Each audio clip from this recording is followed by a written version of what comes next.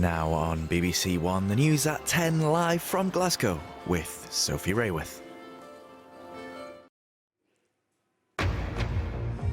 Tonight at 10, the Prime Minister warns migrants that if they travel to the UK illegally, they'll be swiftly removed as the government unveils new legislation.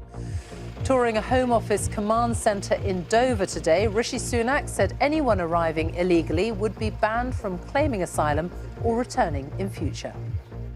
For the first time, we will have a system whereby if people come here illegally, they won't be able to stay, they'll be detained and they'll be swiftly removed. But the government's plans to stop small boats crossing are criticised by the UN Refugee Agency and by Labour, who say they're unworkable. They have been in power for 13 years. The asylum system is broken and they broke it. Also tonight, it's been announced that strike action by Network Rail workers next week has been called off after a new pay offer.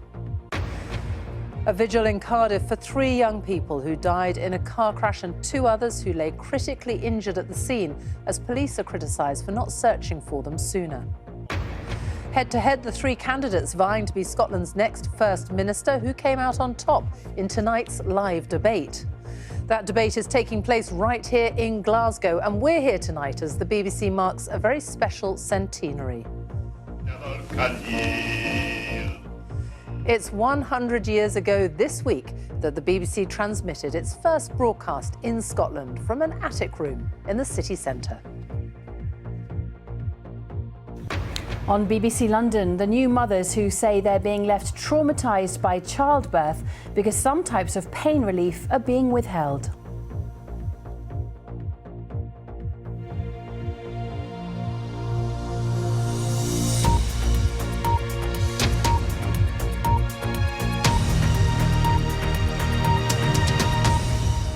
Good evening and welcome to the BBC News at 10, coming tonight from Glasgow, in a week when the BBC is marking 100 years of broadcasting in Scotland. We'll have more on that later. But our main story tonight is that the government has unveiled its plan to tackle illegal migration as it tries to stop tens of thousands of people crossing the English Channel in small boats every year. The Prime Minister has called the new legislation tough but necessary and fair. Labour and some refugee charities have warned the scheme is unworkable. Tonight, we'll explain the measures and ask if they can really work. The illegal migration bill sets out to ban people who arrive in small boats from claiming asylum here. Instead, they'll be deported to Rwanda or a different safe country if it's too dangerous for them to return to their own country. Children will be removed when they turn 18. And there would be a ban on re-entering the UK for anyone who had arrived here in an unauthorised way. Our first report this evening is from our political editor, Chris Mason. It's 5:30 in the morning. So, Dungeness. We're heading for one of the beaches on the south coast where migrants have arrived. This morning, we will discuss the Prime Minister's plans to get tough on small boat crossings. Rishi Sunak and the Home Secretary say this is part of what they call a larger global migration crisis, as people from poorer countries try to get to richer ones. People must know that if they come here illegally, it will result in their detention and swift removal. Once this happens, and they know it will happen, they will not come and the boats will stop. It's a massive challenge that's just got bigger and bigger. You imagine those migrants yesterday who attempted this crossing, setting off from beyond where the eye can see to be picked up somewhere in the Channel, and the scale of the problem that confronts the government. And the Prime Minister set himself a huge challenge of trying to sort it out. Now, because of that land-based radar, we can pick everything up before it comes. Rishi Sunak was in Dover this afternoon seeing the work that teams are already doing here. Actually, for our ability to do successful arrests. He says he will stop the boats, as he puts it, and it's one of his 5 priorities. Few suggest it will be easy. Some say his ideas are impractical. Plenty in this town have a lot to say about it. They come into our gardens. There's been previous incidents where they went into a house up the road last year.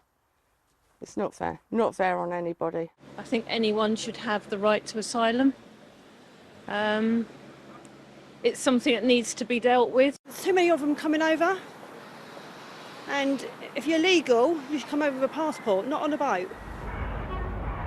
This was the very familiar scene here yesterday as migrants picked up in the Channel were brought ashore. The debate back in Westminster had a familiar feel too. Labour reckon the plans won't work. Enough is enough. We can't afford any more of this slogans and not solutions, just government by gimmick, ramping up the rhetoric on refugees but picking fights simply to have someone else to blame when things go wrong. This bill isn't a solution. The Scottish National Party described the ideas as truly grotesque, but some Conservative MPs suggested the government may have to go further.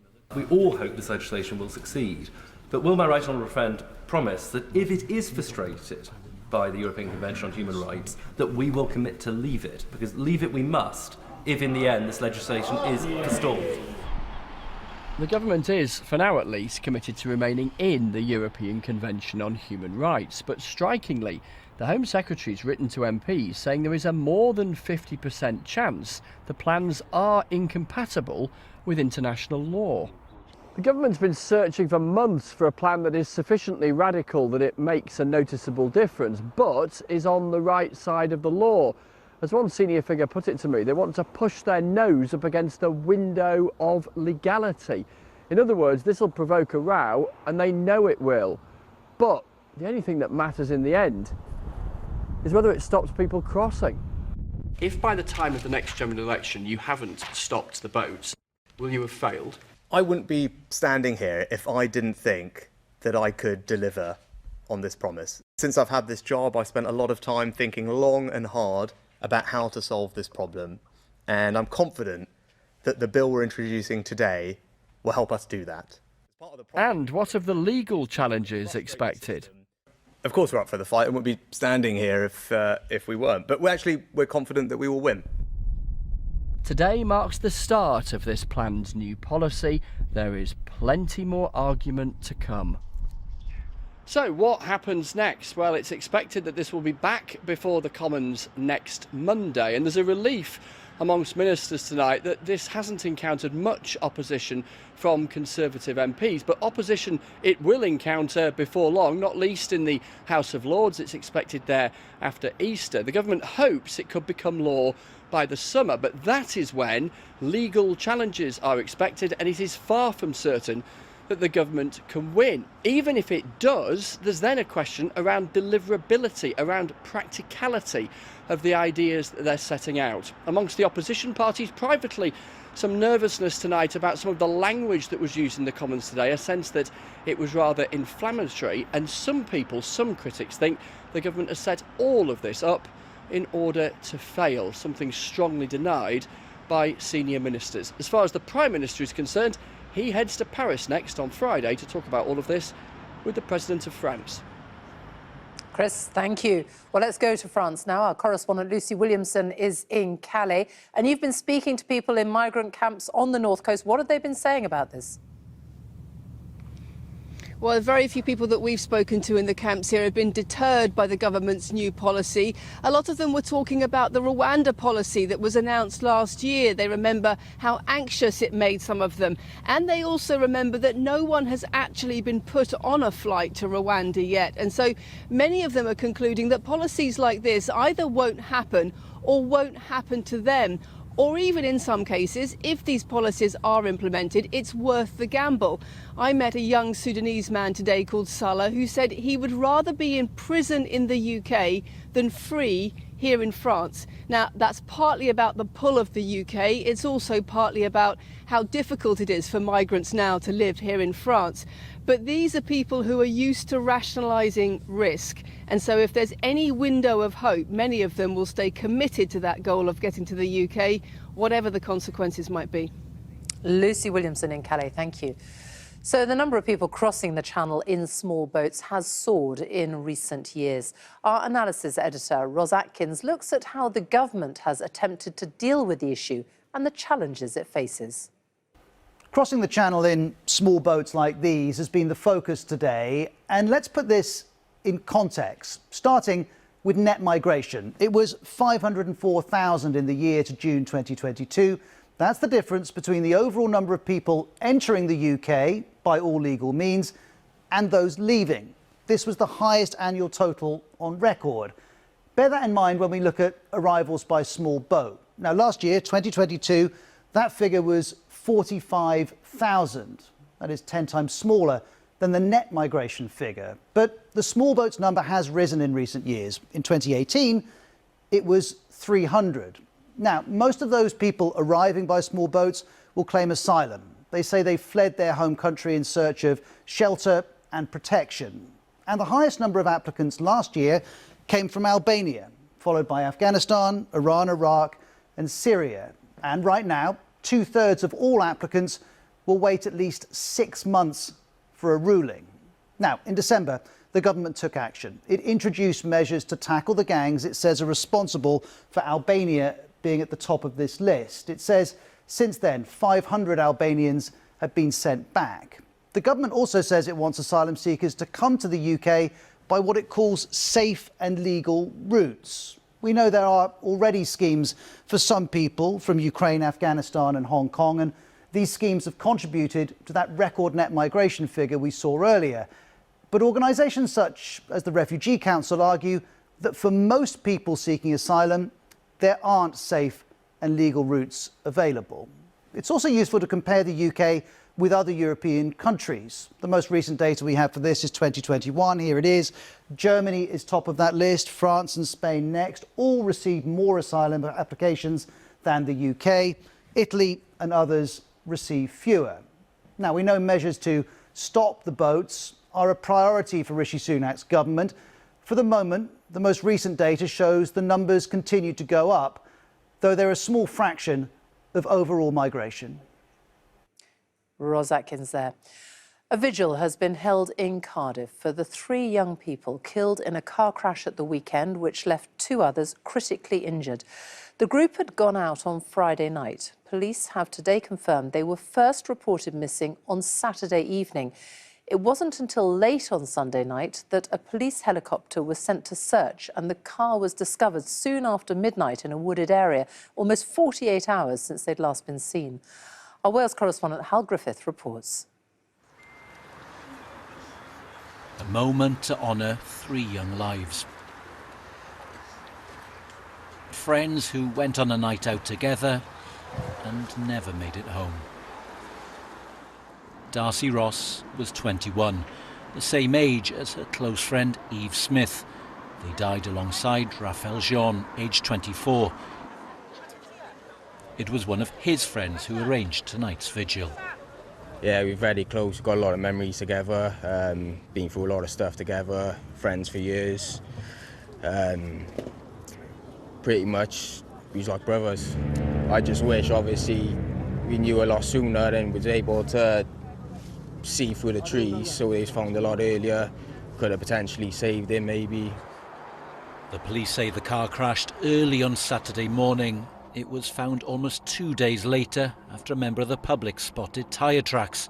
The officer's response is now the subject of an independent review. For now, feelings here are a mixture of grief, shock and some anger. There's also fear that more lives are still in the balance as the car's 2 other passengers remain critically ill in hospital. The hundreds who came here tonight wanted to celebrate 3 lives lost and share in each other's sorrow. Emotions are still raw here, with many questioning whether the police could have found their friend sooner. Howell Griffith, BBC News, Cardiff. Next week's strike action by Network rail workers, among them signallers and maintenance workers, has been called off tonight after a new pay offer was made. Members had been due to walk out on Thursday of next week. Network Rail said it was relieved. Our transport correspondent Katie Austin is at London's Waterloo. So, Katie, some good news, but it doesn't mean rail strikes are completely over, does it? No, not at the moment. But today's development is a surprise and I think a significant development in the dispute, because the dispute had looked very deadlocked following the RMT committee's rejection of offers from Network Rail and the group which represents train companies, the Rail Delivery Group, and those offers have been described as best and final. The union was also asking for an unconditional pay offer. What we know now is that RMT members who work for Network Rail won't take part in a strike next Thursday, the 16th of March, nor will they take part in overtime bans after that, and they will get a referendum, basically a vote on this new offer that has materialised.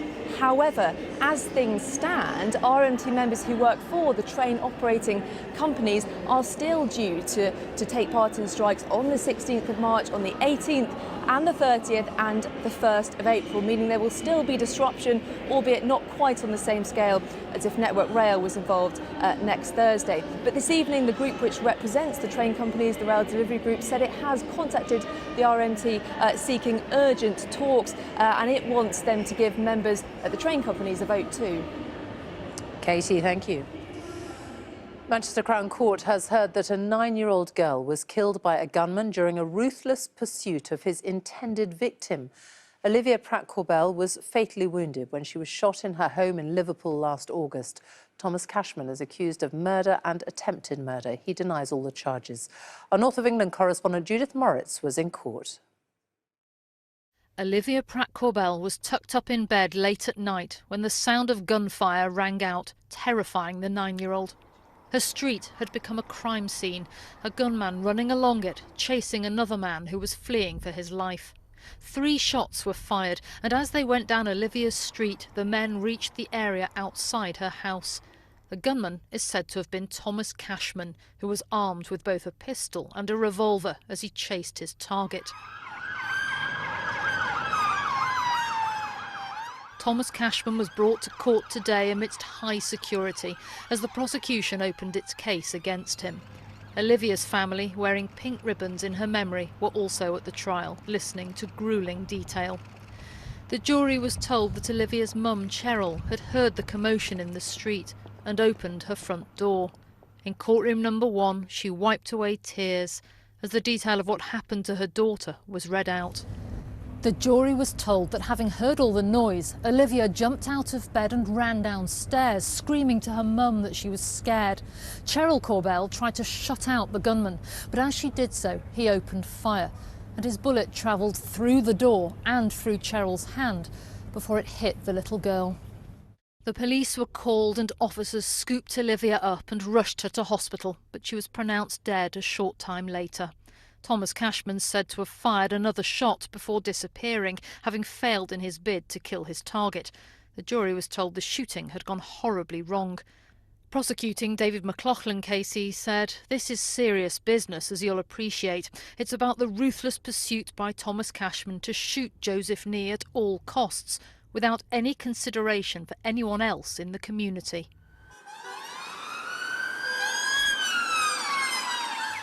Thomas Cashman denies 5 charges, including murder and attempted murder. The trial continues. Judith Moritz, BBC News, Manchester. The 3 people vying to become the next First Minister of Scotland have been taking part in a heated televised debate here in Glasgow tonight. Kate Forbes, the Finance Secretary, Humza Yousaf, the Health Secretary, and Ash Regan, a former minister, all answered questions from an audience and from each other. The final decision will be made by party members who begin voting next week. The winner will be announced on the 27th of March. Our Scotland editor, James Cook, has been watching tonight's exchanges. 3 candidates for 1 job. And a big question, how will they deliver their dream of Scottish independence? We'll get independence when we've persuaded a majority of people in Scotland to vote for independence. And that requires a leader who doesn't just inspire the Yes movement, but can also reach out to those who are not yet persuaded. It also means putting the economy front and centre, ensuring that we've got a prospectus that demonstrates how Scotland can be fairer, wealthier and greener. What we actually need to do is stop thinking that we need to ask any kind of permission from Westminster. If Scotland decides that it wants to be an independent country and it expresses that decision, and I am suggesting we have a permanent mechanism in place for the Scottish people to do that, Everyone agrees, all the parties agree, the UK is voluntary. To suggest that the UK government will not recognise that democratic mandate, quite frankly, is ridiculous. The Supreme Court made it clear that, unfortunately, we are in an involuntary union, an unequal union. That is why we cannot pretend that there is some kind of shortcut. If there was a shortcut, we would not be having this debate. The most formidable politician on these islands, Nicola Sturgeon, would have found it. But what do SNP members, far from the studio lights in the southwest of Scotland, make of the contest? It always has been important to me, but it became really important. Alex Ross wants better governance from Edinburgh and a clearer route to independence. At the end of the day, people get tired, and I just feel that the regime has just got a little bit tired over the last 3 years. You know, folk are switching off. You know, we need new ideas. You know, we need freshness. And for you, that's not Humza Yousaf? For better or worse, Humza largely gets seen as part of the old regime. He's not the only one concerned about the direction of travel. Some members claim the party hierarchy is biased against Kate Forbes and Ash Regan. This is the most important leadership in Scottish National Party history, arguably, so we've got to get it right. As Albert Camus said, freedom is nothing but a chance to do better, and I fundamentally believe that's true in our case. Do you think this is a fair contest? 100% not. We are not sheep in the SNP membership. We know what we're doing. We've trod the paths of Scotland for 40, 50 years in our cause. So to be told or almost force-fed one member or one candidate is completely and utterly misplaced in my view. The SNP is a team.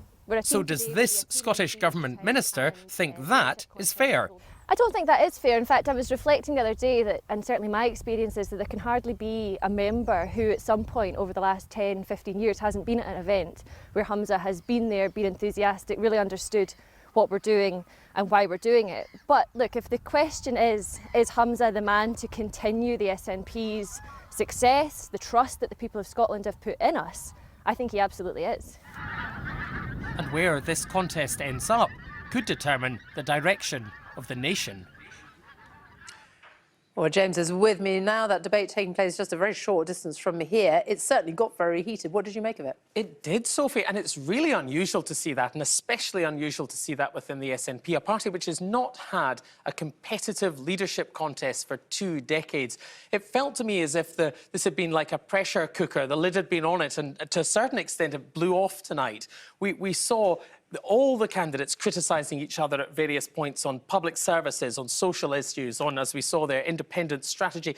Kate Forbes having a go at Humza Yousaf's record as a minister, Mr Yousaf having a go at Ms Forbes for her stance on gay rights, Ash Regan also involved in a lot of those disputes as well. One quote from Kate Forbes that I think perhaps encapsulated all, she said, "More of the same is an acceptance of mediocrity."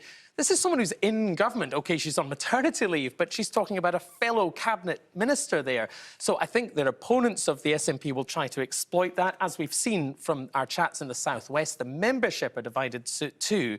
So, I mean, Sophie, the outcome of this contest is far from certain. 3 weeks to wait. James, thank you. Football now, and Chelsea are through to the quarter-finals of the Champions League after beating Borussia Dortmund at Stamford Bridge. They went into the match needing to overturn a 1-goal deficit from the first leg. Our sports correspondent Natalie Perks was watching. European nights under the lights have been a staple at Stamford Bridge, but with rumours swirling about the future of their manager, fans feared this could be the last time they see them for a while. In contrast, the yellow wall was bouncing with confidence. Dortmund had won 10 matches on the spin. It is Royce! It's a great save by Keta.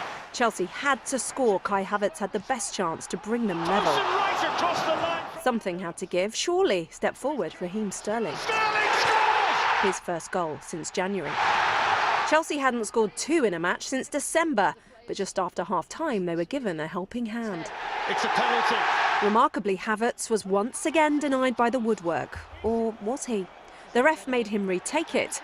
Second time's a charm. Same technique. This time he finds the corner. Coolest man in the place. Finally, the full-time whistle rang round the bridge. 600 million spent by him. One major reason to smile from the manager. Well, this was a huge match for Chelsea's under-fire manager Graham Potter. With all hope of other trophies gone this season, he needed big performances across the board and a little bit of luck, and he got both tonight to at least earn a reprieve from all those negative headlines. So it's Chelsea and not Dortmund who are powering into the quarter-finals. Natalie, thank you. We are here tonight in Glasgow to mark a very special centenary. It is 100 years ago this week that the BBC first began broadcasting in Scotland. The first BBC radio broadcast was transmitted from an attic room just a couple of miles away from here in the city centre. And since then, the BBC in Scotland has undergone remarkable change, with a network of radio stations across the country and 3 dedicated TV channels in both English and in Gaelic. Our special correspondent Alan Little reports now on how the BBC has been a part of Scottish life over the past century. In March 1923, the BBC's founder John Reith got off the London train and made his way through these streets. His 5 Scottish employees were about to take to the airwaves for the first time. And this is where it happened, in an attic room 2 floors above me in this Glasgow townhouse. A new chapter in broadcasting. There's many a man of the Cameron clan that has fallen his teeth to the field. At the start, the audience was local, and so was the content. Bagpipes, Scottish speech and song, Glasgow talking to Glasgow. Never can yield. But soon, London would exert control over what it called its provincial stations, even determining what kind of voices were acceptable on Scotland's airwaves. This is BBC Television from Scotland. 30 years later, television came to Scotland. Most programmes were made in London and beamed into Scotland through a new transmitter here at Kirkoshots near Glasgow. By mid-century, this technology had brought the BBC into nearly every home in the land, and that would make it a very powerful, unifying force, because it created a single shared cultural space from Caithness to Cornwall. Soon we'd all be hearing the same news, laughing at the same jokes, enjoying the same music, and recognising the same celebrities. And in that shared space, this is how the distinctiveness of Scotland was represented. This Scotland skipped and reeled its way, tartan-clad, onto Britain's TV screens for decades. But in the cultural upheavals of the 1960s, Scots began to seek a more authentic representation of who they were. I think that Scottish-produced television programmes are introspective, parochial, nationalistic and narrow-minded. It's not real. It's blatantly not Scottish to people in Scotland anyway. What would folks say of the Queen if they saw her there, near naked? We'd be the speaking laughing-stock of the place. The dramatisation in 1971 of the classic Scots novel Sunset Song, with its themes of sexual awakening, domestic violence and war trauma, was a turning point. Well, it wouldn't be the first time you've seen a naked lass yourself. The BBC in Scotland began to shed its tartan wrapper. When the Scottish Parliament was established, the power to legislate on broadcasting stayed at Westminster. Control stayed in London. During the 2014 independence referendum, some accused the BBC of a sustained anti-independence bias. For a century after the Scot John Reith created it, the BBC remains a cultural force from Caithness to Cornwall and an enduring part of the shared British experience. Alan Little, BBC News, Glasgow. To the weather now, an Arctic air has brought snow to parts of Scotland and eastern England today, and there's more forecast across much of the UK this week. The Met Office has extended yellow weather alerts for snow in large areas of the country until Friday evening. There was snow on the beaches in South Shields in the northeast of England today. And further along the coast, Whitley Bay saw some snow as well. Forecasters are predicting a very cold night with a severe frost and icy patches.